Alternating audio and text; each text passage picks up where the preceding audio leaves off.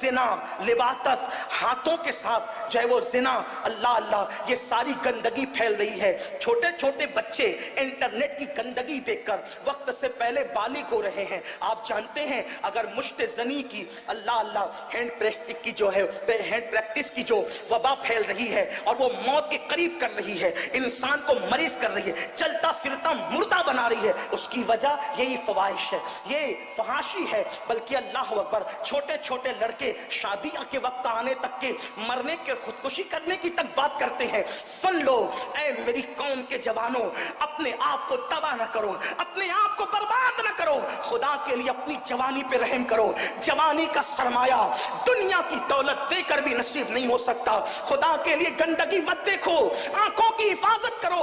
एक हदीस पाक सुनो, बहुत लुत्फ आएगा।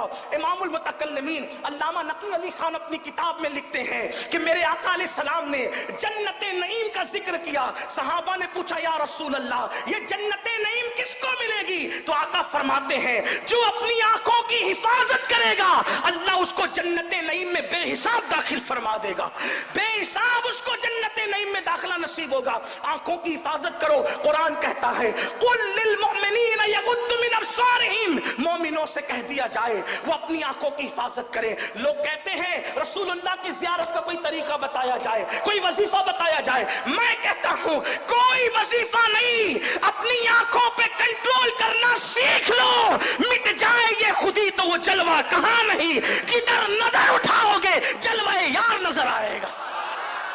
अपनी आंखों की हिफाजत तो सीखे मुसलमान। तो ये फरमाया कयामत के दिन कुछ लोगों के हाथ हामिला होंगे और अल्लाह पूछेगा इनके हाथ हामिला जो है इसलिए है कि इन्होंने अपने हाथों से अपने सरमाए को जाय किया था।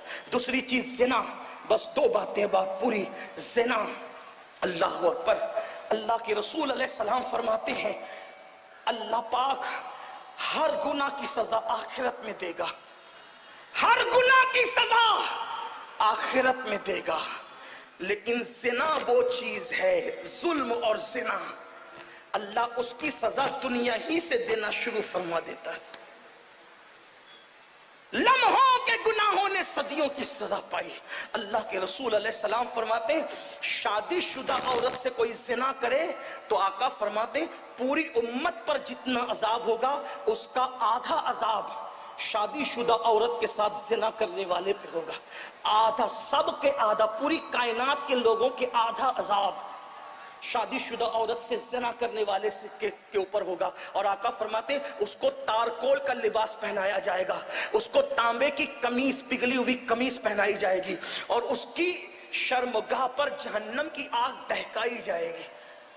ये तो बयान से बाहर है। और तीसरी चीज जो फहाशी की वजह से सामने आती है वो है बदफेली, मर्दों का मर्दों के साथ बदफेल। अल्लाह के रसूल अलैहिस्सलाम ने फरमाया कयामत उस वक्त तक कायम नहीं होगी जब तक कि बदफेली की कसरत ना हो जाए।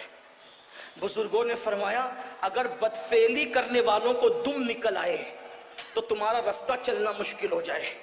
बदफेल वही नहीं है जो आखिरी एंड तक पहुंचते हैं, देखने वाले भी बदफेली में शामिल है, मुसाफा गंदी नियत से करने वाले भी शामिल है, गले मिलने वाले भी गंदी नियत से, जो शहवत के साथ गंदी नियत से एक दूसरे से मिलते हैं। बल्कि अब तो बाइक पर 4-4, 5-5 ऐसे चिपक करके बैठते हैं कि अल अमान वल हफीज, इसका कोई तफसीरा नहीं। बुजुर्ग भी है, बच्चे भी है, खवातीन भी सुन रही होगी, लेकिन बस इतना कहता हूं एक हदीस सुन लो दिल के कानों से। कल दोस्ती की जाती थी एक दूसरे के सपोर्ट के लिए, कल दोस्ती की जाती थी मोहब्बत के लिए, आज खूबसूरत लड़कों से दोस्ती की जा रही है। बल्कि कयामत की निशानियों में से एक निशानी यह है, मेरे आका फरमाते हैं कि लड़कों पर ऐसी गैरत की जाएगी जैसे मंगीतर से गैरत की जाती है, मंगीतर के मामले में गैरत की जाती है। तो आज दोस्तियां खूबसूरत लड़कों से हो रही है ताकि नजर को, कुछ लोग जो बहुत ज्यादा तकवे का लिबादा ओढ़े हुए वो नजर से अपनी तस्कीन करते हैं, कुछ हाथ मिला के करते हैं, कुछ गले मिल के करते हैं, और आखिरी स्टेप تک جو پڑھتے ہیں وہ تو اللہ کی پناہ،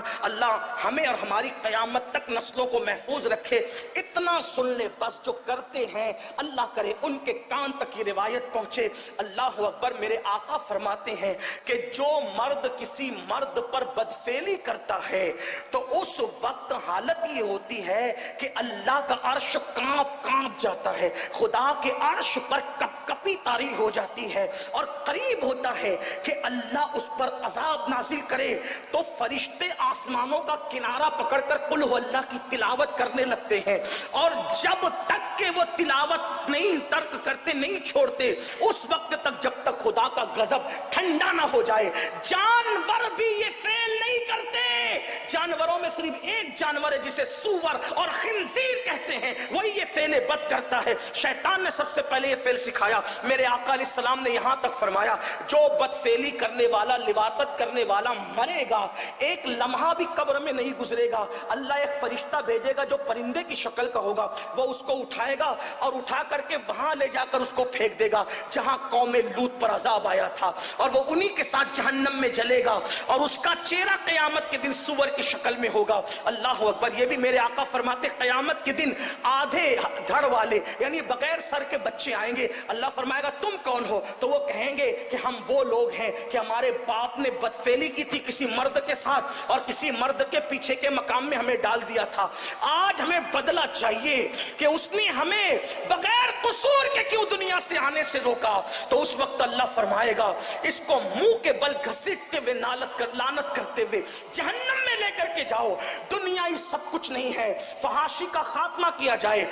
یاد رکھیے، میں آپ سے عرض کرنا چاہتا ہوں، اپنے بچوں کی شادیاں جلدی کرو، بیٹیوں کی شادیاں جلدی کرو، شادیوں میں تاخیر مت کرو۔ فرمایا حدیث پاک ہے کہ جس نے بیٹا بیٹی کی شادی میں جان بوجھ کے تاخیر کی اور وہ پھر زنا میں مبتلا ہو گئے تو اس کا ذمہ دار صرف بیٹا بیٹی نہیں بلکہ ماں باپ بھی ہے۔ کچھ لوگ کہتے ہیں ابھی میرا بچہ بڑا تھا، وہ تو بوڑھا نہیں ہوگا تو وہ کب سے بڑا ہوگا؟ کوئی اپنے آپ کو بوڑھا سمجھنے کے لیے تیار ہے دنیا میں؟ تو یاد رکھیے کم از کم اپنے آپ کو بوڑھا نہیں سمجھتے تو ان کو تو جوان سمجھ لو، اور بالغ ہو گئے تو شادی کی عمر ہو گئی۔ یاد رکھیے میرے آقا فرماتے ہیں تین چیز میں تاخیر نہ کرو، نماز کا وقت ہو جائے تو تاخیر نہ کرو، تدفین کا وقت آ جائے تو تاخیر نہ کرو، جنازہ تیار ہو اور بیٹا بیٹی بالغ ہو جائے تو ان کے نکاح میں تاخیر نہ کرو، نکاح جلدی کرو۔ کچھ کہتے ہیں مولانا کھلائیں گے کیا، کھلائیں گے کیا؟ میں کہتا ہوں اللہ کے رسول نے یہی تو فرمایا، جب نکاح کی فضیلت بیان کی تو صحابہ نے کہا حضور ہم غریب ہیں، رکھیں گے کیا، کھلائیں گے کیا؟ تو آقا فرماتے ہیں نکاح کرو، اللہ تمہیں مالا مال فرما دے گا۔